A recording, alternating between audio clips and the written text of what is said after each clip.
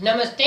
आज हम इस वीडियो के अंदर आपका अनुच्छेद 17 और 18 पढ़ेंगे।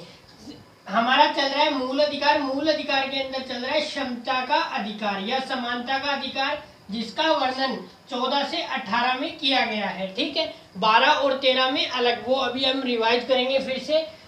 ठीक है, अभी हमारे कल हमने पढ़ लिया था 14, 15 और 16, जो ये तीन अनुच्छेद है ये हमने पढ़ लिए थे। 17 और 18 बचे थे, जो आज हम आपको समझा देते हैं।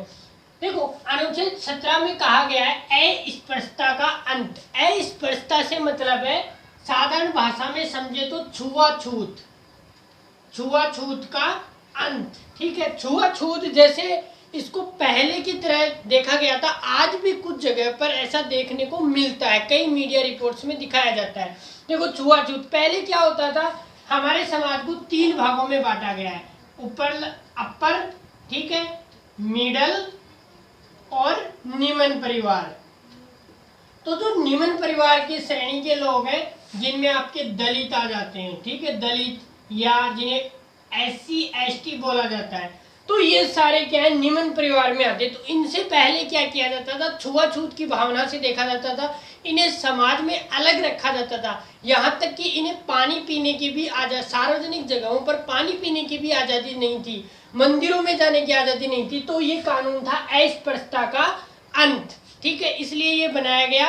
और इसमें सजा का कितना सजा दी जाएगी यदि कोई ऐसा करता है, तो वो कोर्ट तय करता है। ठीक है, इससे आगे वाला आता है अनुच्छेद 18। अनुच्छेद 18 कहता है उपाधियों का अंत। ठीक है, आप किसी भी तरह की कोई उपाधि किसी को नहीं दे सकते। जैसे पहले के जमाने में जब भारत में राजा महाराजाओं का राज था, रियासतें थी, तब राय बहादुर, बहादुर, ठीक है, नवाब, राजा,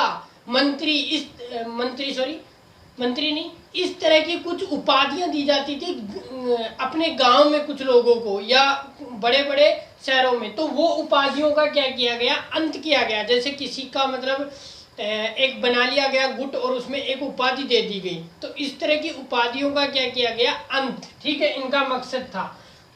इसमें कहा गया है कि विद्या और सेना से संबंधित उपाधियां दी जाएंगी। विद्या में जैसे मान लो कि आपने अच्छे अंक प्राप्त किए 10th 12th में या ग्रेजुएशन में, तो आपको विद्या में अच्छी उपाधि दी जाएगी। और सेना में परमवीर चक्र, महावीर चक्र, भारत रत्न, पद्म भूषण, ये सारे क्या हैं, ये सारे 1996 में सुप्रीम कोर्ट ने इसे वैध माना था, आप इन्हें दे सकते हो। लेकिन सुप्रीम कोर्ट ने एक चीज कही थी कि आप अपने नाम में जो आपको उपाधि या जो आपको पुरस्कार मिल रहा है, उसमें आप ना तो उसे पढ़ते अपने नाम में और ना उपसर्ग में। जैसे मान लो कि मेरा जैसे नाम है किसी का, तो जैसे मान लो किसी को मिला है भारत रत्न, ठीक है, भारत रत्न, ठीक है, भारत रत्न मिला, तो वो अपने नाम से पहले ऐसे नहीं जोड़ सकता भारत रत्न। जैसे मेरा नाम मान लो संतोष है, तो ऐसे नहीं जोड़ सकता मैं, यदि मिलता है मुझे कि भारत रत्न संतोष, ठीक है।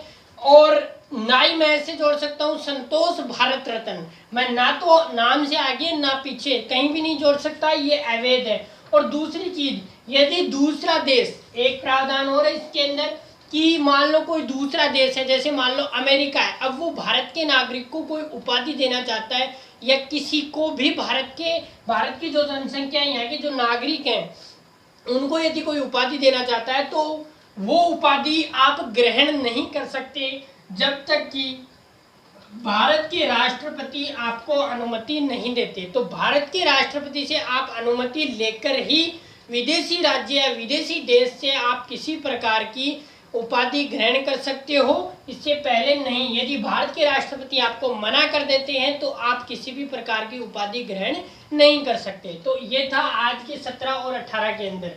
देखो, एक बार फटाफट रिवाइज कर लेते हैं। मूल अधिकार का वर्णन है 12 से 35 तक। 12 में क्या कहा गया है, 12 के अंदर कहा गया है राज्य शब्द की परिभाषा दी गई है। 13 के अंदर क्या कहा गया है, लोक नियोजन के विषय में, या जब भी आपके मूल अधिकारों का अल्पीकरण होता है या असंगत व्यवहार किया जाता है, तो आप हाईकोर्ट या सुप्रीम कोर्ट जा सकते हो। अनुच्छेद 14 के अंदर कहा गया है कि विधि के समक्ष, कानून के समक्ष सब बराबर है। ठीक है, अनुच्छेद 15 में कहा गया है धर्म, मूल, वंश, जाति, लिंग आदि के आधार पर आप किसी से भेदभाव नहीं कर सकते। अनुच्छेद 16 में कहा गया है कि लोक नियोजन के विषय में या सरकारी पोस्टिंग में आप किसी के साथ जन्म जाति, लिंग, धर्म किसी के आधार पर कोई भेदभाव नहीं कर सकते। ठीक है, अनुच्छेद 17 अस्पृश्यता का अंत, अनुच्छेद 18 उपाधियों का अंत। अब अगला जो हमारा अधिकार है वो है स्वतंत्रता का अधिकार, जिसे हम पूरा डिटेल में अगले वीडियो के अंदर डिस्कशन करेंगे। आपको ये वीडियो कैसा लगा आप कमेंट करके बताएं और इस वीडियो को ज़्यादा से ज़्यादा लोगों तक शेयर करें। नेक्स्ट क्लास के अंदर। जय हिंद।